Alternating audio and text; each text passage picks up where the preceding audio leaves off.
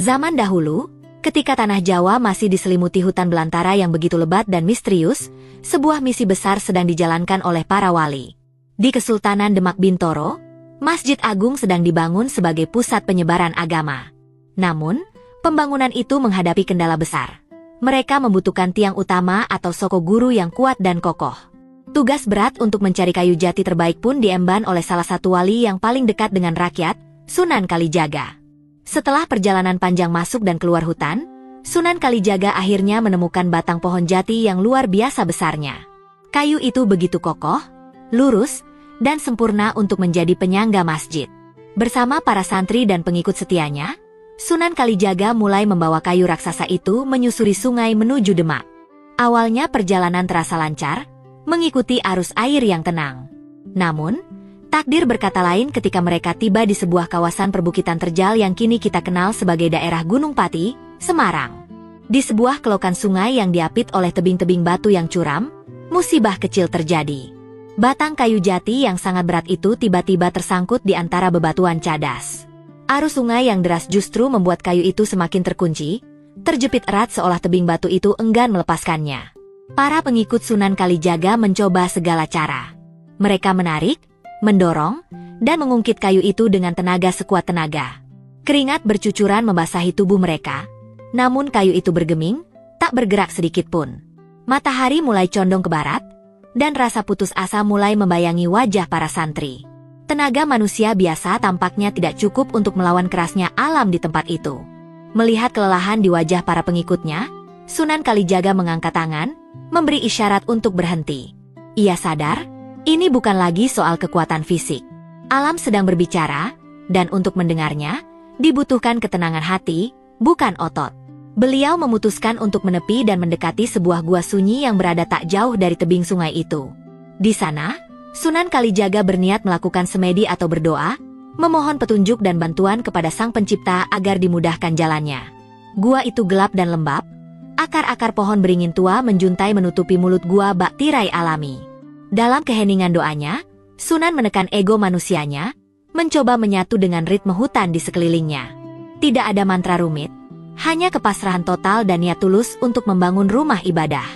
Keajaiban pun terjadi. Saat Sunan Kalijaga membuka matanya, ia tidak sendirian. Di hadapannya, dari balik bayang-bayang gua, muncul 4 ekor kera dengan warna bulu yang unik dan berbeda satu sama lain. Ada yang berbulu merah, kuning, putih, dan hitam. Anehnya, kera-kera ini tidak liar atau agresif. Mereka duduk tenang, menatap Sunan dengan sorot mata yang teduh, seolah mengerti kesulitan yang sedang dihadapi oleh rombongan manusia itu. Tanpa perlu kata-kata, terjalinlah komunikasi batin antara sang wali dan para penghuni hutan itu. Kera-kera tersebut seakan menawarkan diri untuk membantu. Sunan Kalijaga tersenyum dan mengangguk, menerima niat baik mereka. Mereka pun keluar dari gua menuju tepi sungai. Pemandangan berikutnya membuat para santri yang sedang beristirahat terperangah. Keempat kera itu, dipimpin oleh naluri alamiah mereka, melompat lincah ke atas batang kayu jati yang tersangkut. Mereka tidak sekadar menarik, tapi seolah tahu titik mana yang harus ditekan dan batu mana yang harus digeser. Sunan Kalijaga kembali memimpin komando. Dengan perpaduan doa sang wali dan bantuan tenaga misterius dari keempat kera tersebut, batang kayu jati raksasa itu perlahan mulai bergerak. Terdengar suara berderit keras saat kayu bergesekan dengan batu, lalu biur.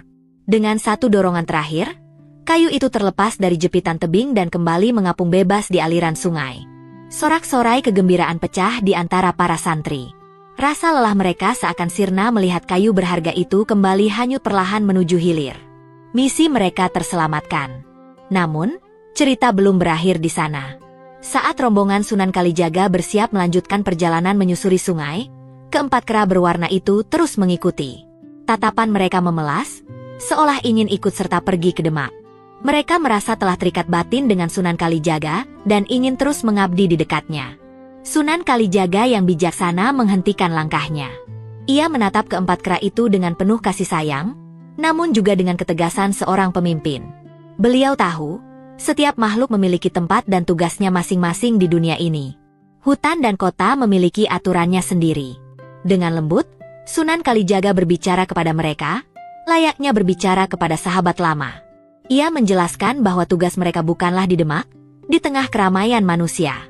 Tugas mulia mereka justru ada di hutan dan perbukitan itu. Sunan memberikan amanat kepada mereka untuk mangrejo, sebuah kata dalam bahasa Jawa kuno yang berarti memelihara atau menjaga. Sunan meminta mereka untuk menjaga hutan dan gua tersebut, agar keseimbangan alam tetap terjaga bagi anak cucu di masa depan.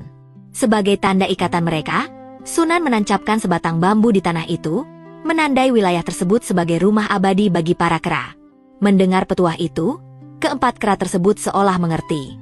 Mereka berhenti mengikuti, lalu perlahan mundur dan naik ke atas pepohonan.